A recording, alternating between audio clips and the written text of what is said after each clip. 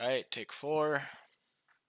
This is a video about the Fallen Titans of Siege. We are currently in a state of flux where the best team has been decided by the 6 Invitational. However, none of the teams that used to do well, the Titans of the scene, are still present. G2 made it the farthest at a top 8, but given their name and given their legacy, anything less than a top 4 finish was already a failure. Even when I consider that it's pretty much a different team and a different roster, just based off name brand alone, top 8 is not good enough, especially with the losers bracket. Anyways, getting into the Fallen Titans and, those top teams that have come to pass, let's start with EU. Obviously, G2's up there, G2 is a team that set an era. They set the longest era that the scene has ever seen. Continuum had a streak of 2 tournaments won in a row. G2 set a streak of years upon years. It's not going to be met by any squads for a long time. This is on par with what Astralis is doing in CSGO at the moment. So for G2 to have gone so far as to have top 8s be good results, I think that's already a failure. Say what you want, but that's already a failure considering where you've been. Moving on to another team that used to be good.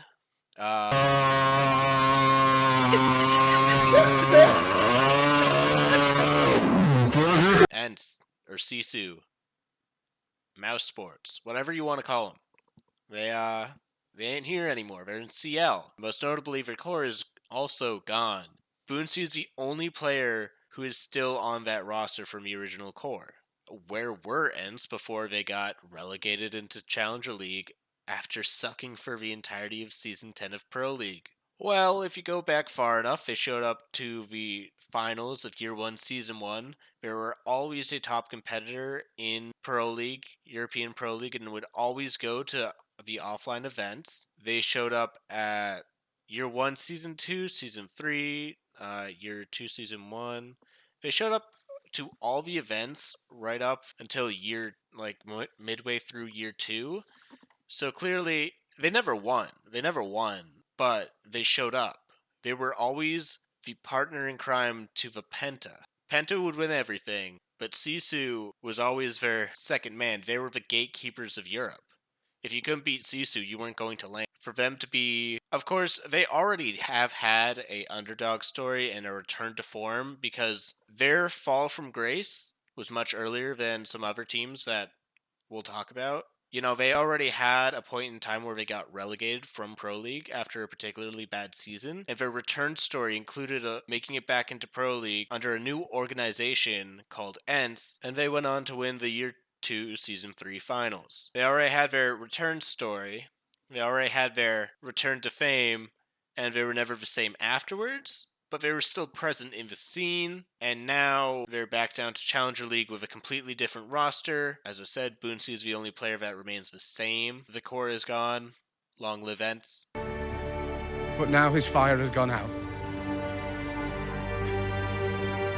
And now his watch has ended.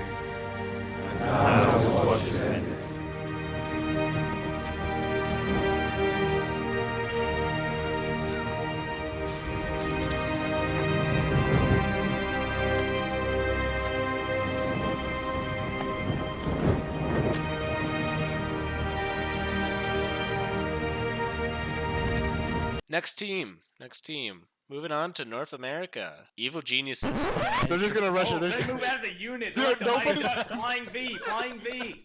Dude, nobody got... Here in the third period. They start back out, and they form a V. I've heard of this before, but I've never seen it.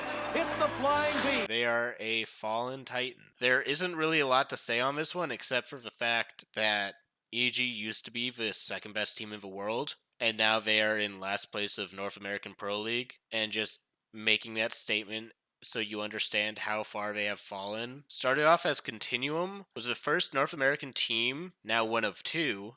And it's Musi, the new member in a 1v4 with Diffuser down. Everything is on the line. The most critical moment in Musi's career with SSG. 30 seconds away. They need to find one person. That's it.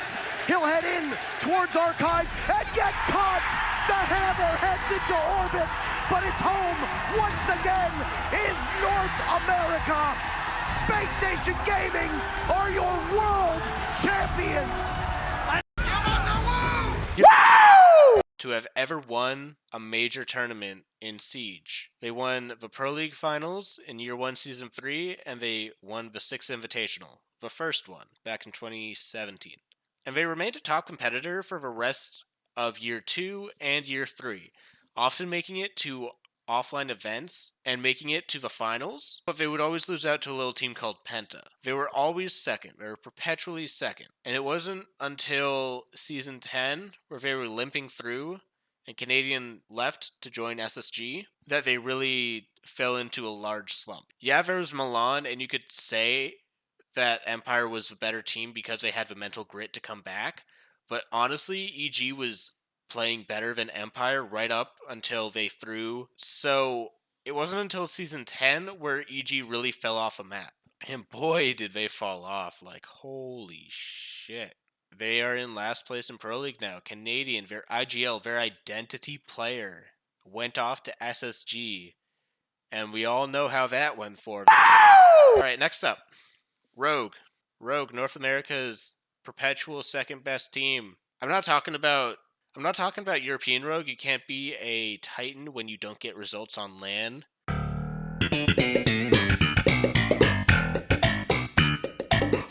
Being strong online only means that you're pretty good, but you have to actually do something offline in order for you to be a Titan. Going out in groups every time, but saying, yeah, we're really good online, doesn't make you a Titan. So get out of here.